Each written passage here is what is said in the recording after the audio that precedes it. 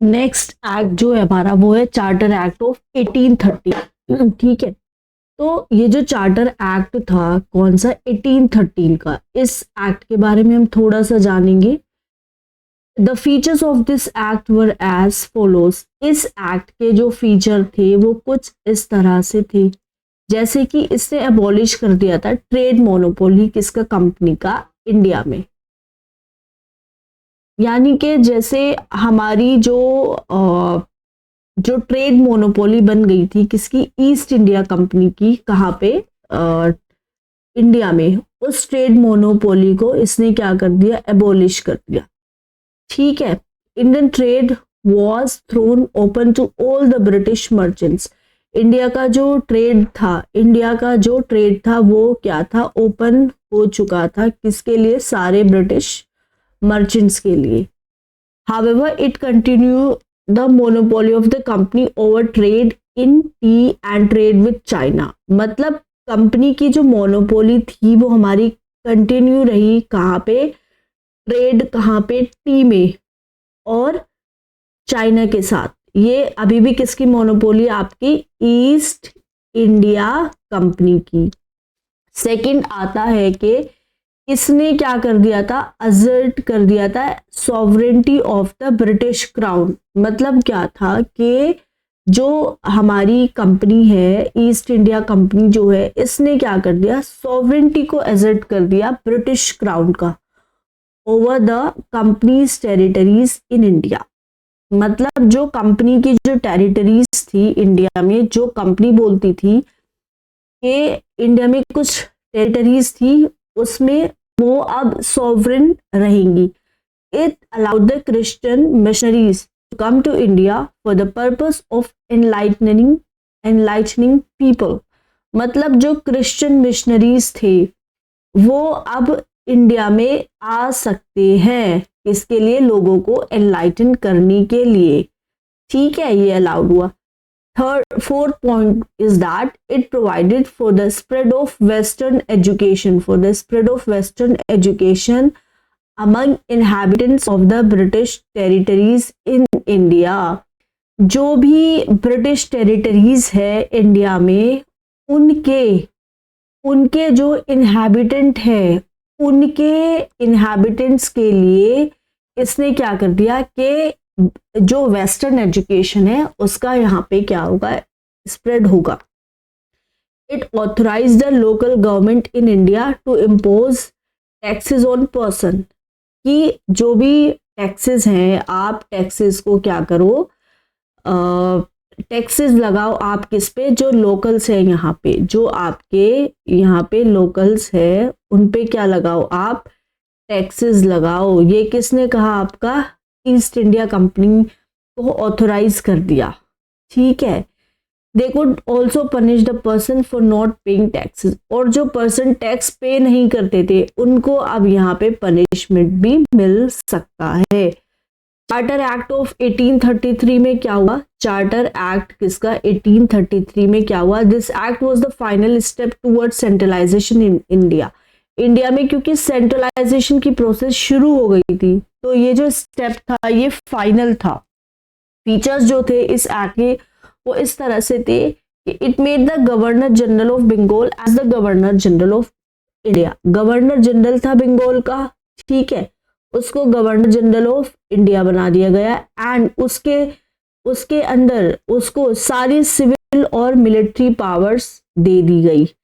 Thus, it created for the first time, पहली बार, Government of India having authority over the entire territorial area. एक ऐसी सरकार बनी, एक ऐसी गवर्नमेंट बनी इंडिया की जिसकी अथॉरिटी थी किस पे, पूरे एंटायर टेरिटोरियल एरिया पे। जो कौन प्रोसेस कर रहा था, ब्रिटिश, किसमें, इंडिया पे। लॉर्ड विलियम बैंटिंग थे, was the first governor general of India. Lord William Bentinck जो थे, he was the first governor general of India. It deprived the governor of Bombay and Madras of their legislative power. यानी कि जो हमारे governor थे किसके, बॉम्बे का एक गवर्नर था, ठीक है, मद्रास का एक गवर्नर था, उनकी जो लेजिस्लेटिव पावर है उससे क्या हुआ, उनको डिप्राइव कर दिया, ठीक है।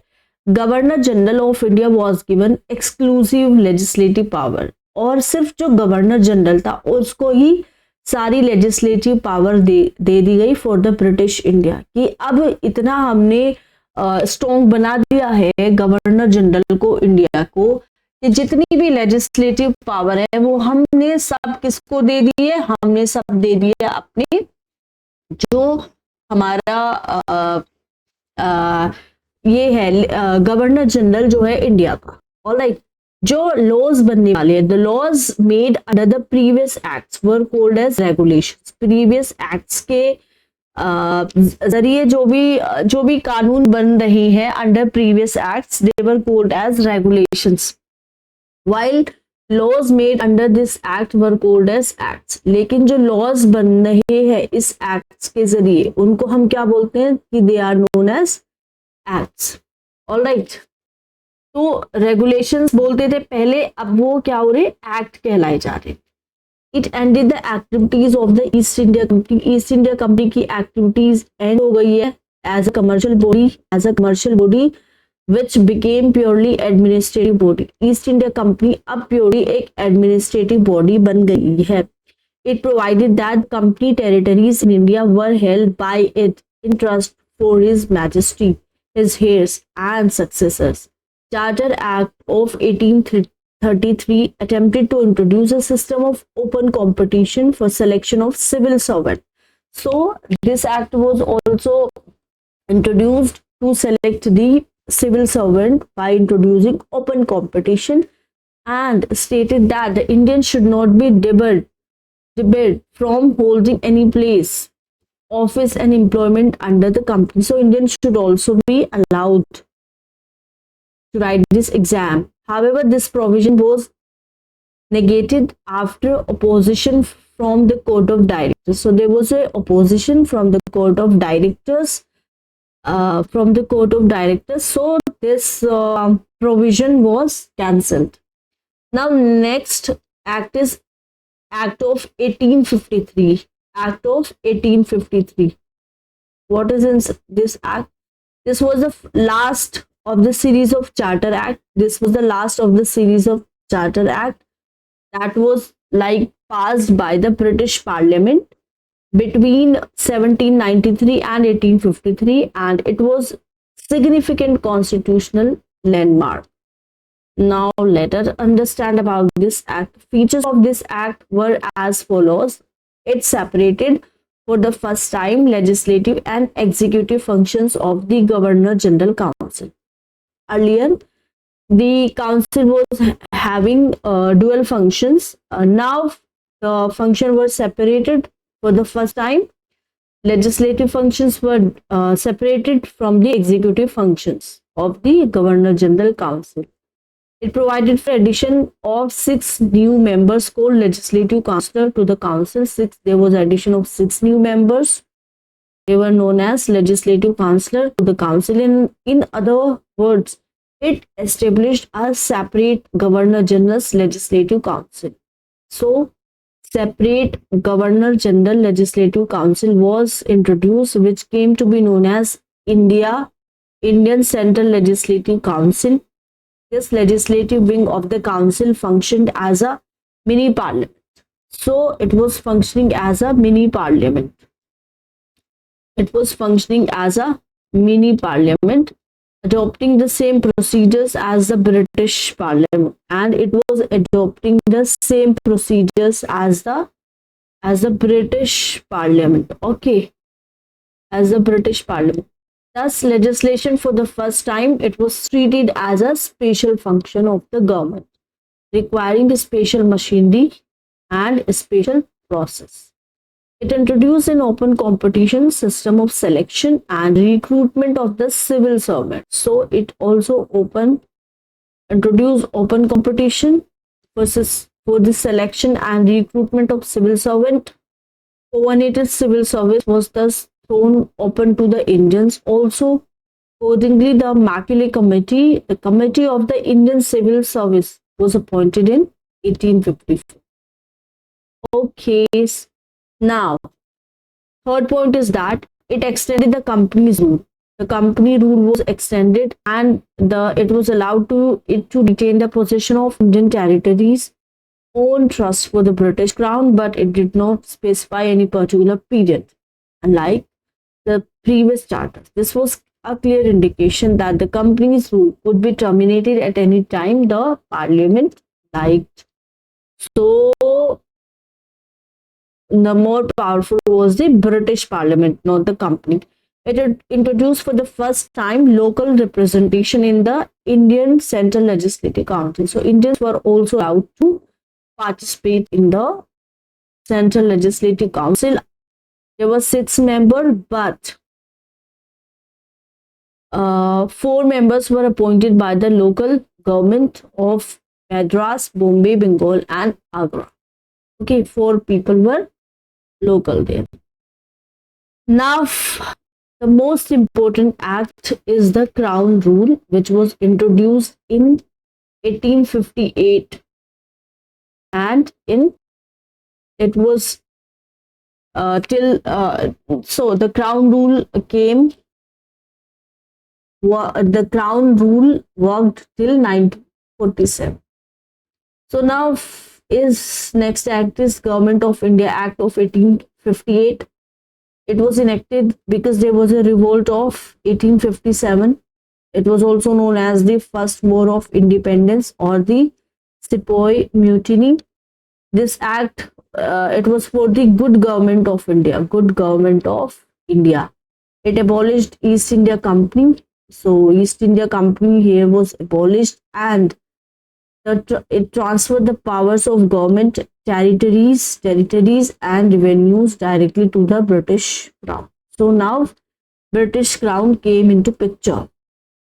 Features were that it provided that India was to be governed by and in the name of Her Majesty. It changed the designation of Governor General of India to that Viceroy of India.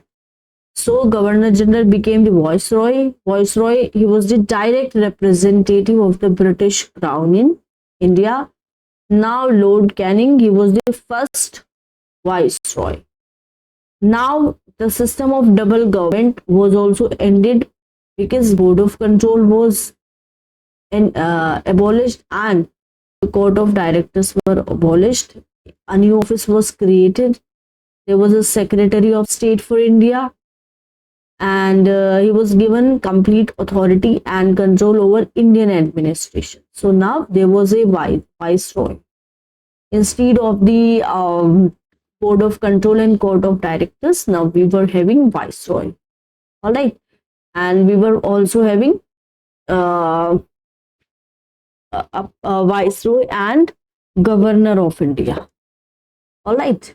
So the Governor General of India, he became the Viceroy of India. Viceroy and Secretary. Okay, and there was a Secretary. Secretary of State was a member of the British Cabinet. Secretary of Secretary of a State. The Secretary of a State was a member of the British Cabinet. Secretary of State, Secretary and Viceroy. Governor General became the Viceroy, and the Board of Control and Court of Directors were abolished, and a new office of Secretary of State for India was established for the administration. Secretary of State was a member of the British Cabinet and was ultimately responsible to the British Parliament. All right. Now what happened here, that a 15-member council of India was also established, so that this council could assist the Secretary of State for India.